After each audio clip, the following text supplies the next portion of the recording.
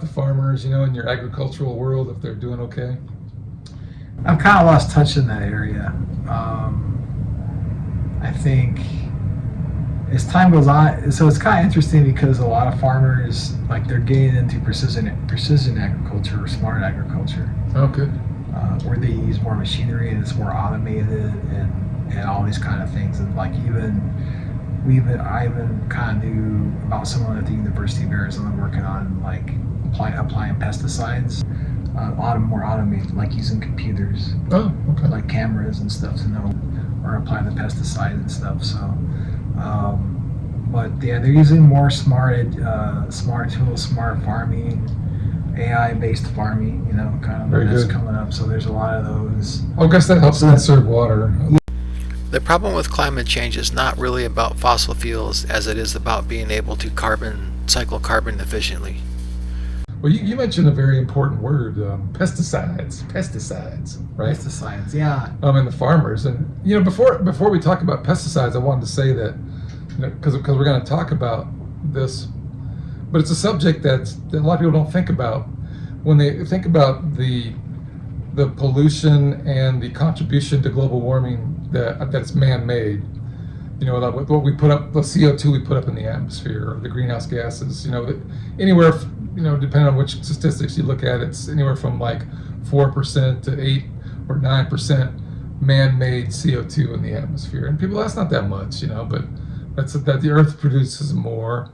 But what we don't always talk about is man's contribution to destroying the natural CO2 sinks that the Earth needs to scrub the CO2. Yeah, okay, and man has a big responsibility, like the desertification, deforestation, deforestation. Yeah. Those things destroy the natural sinks for CO2 scrubbers that the Earth has, and so we may be responsible for more than 5 to 8% of the problem. We're continually causing an imbalance in the Earth's natural systems to take care of that. And so a lot of this has to do this they call it a vicious cycle. What's going on with the pesticides and all that. So part of that is our carbon cycling. So when you think about it, it's not the fossil fuels is just a small part of it. It's the fact that we're having this desertification, deforestation, the farms are being degraded, and that makes the soil bad. So if that happens, then we're not cycling the carbon the way it should, and the problem just gets worse. Pests and diseases only attack plants if they're unhealthy, and unfortunately pesticides take away the needed symbiotic behavior for plants to thrive and stay healthy.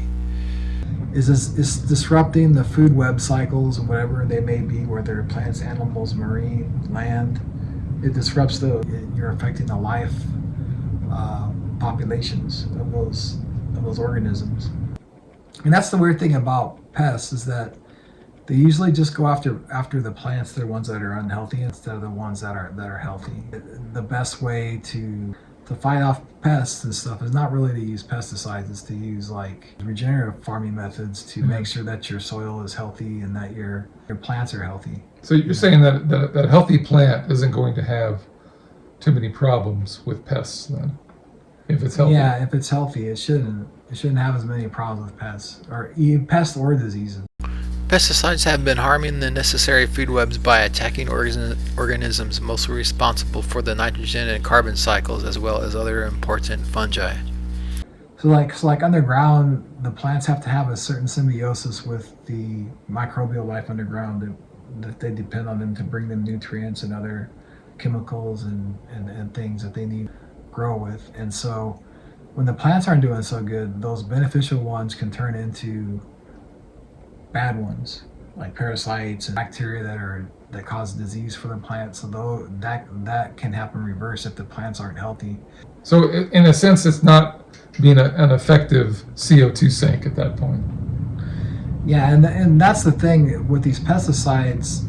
They affect a couple sinks. Like they affect the carbon and the nitrogen cycles. So like they affect the populations of the decomposers and then the nitrifiers.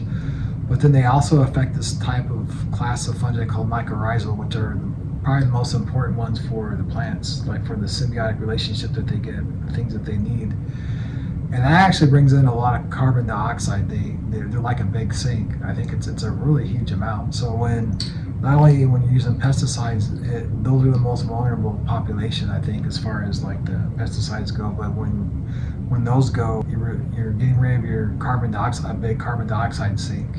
Pesticides harm plants by affecting their photosynthetic capability and help to take away soil organic matter in the soil. And so what it does is it all comes down to photosynthesis. It's whether the plants are doing photosynthesis, efficiently and all that to keep healthy. Right. So if I understand what you're saying, the pesticides destroy the good soil, the microbial life in the soil that's beneficial for the plant to keep it healthy, and so therefore the plant becomes unhealthy, and therefore the photosynthesis is not as effective. Is that what's going on? Yeah, that's a lot of it right there. Personally, I think I think it'll take a while to get the soil healthy, but once the soil gets healthy again, I say a while. Some say you can do it within like several years. You can get your organic matter in there again, and that helps photosynthesis because the soil organic matter, the deeper you have it go, the more water you can hold in the soil. Yeah. And that helps photosynthesis. I didn't realize how bad of a problem it was until you brought this up. So good job. Hope that you also got some use out of this. Yeah. All right. So we're trying to bring up some good subjects, and so I think this was a good one, Matt. So we'll say farewell for now, and we'll talk to you again about some more important things. Until next time. Okay. See you later.